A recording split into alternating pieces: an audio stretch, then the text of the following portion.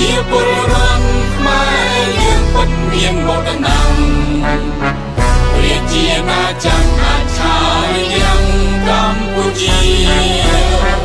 ព្រះវិហារអង្គរសង្ឃានបវរទេកវ័នលោកីរមណីយបាយបីសិល្បៈវប្បធម៌យ៉ាងគួរអស្ចារ្យរវ័នទេសកំទុកក្នុងសាវតាស្មារតីសភាចាពលបុនខេមរាចាព្រំរី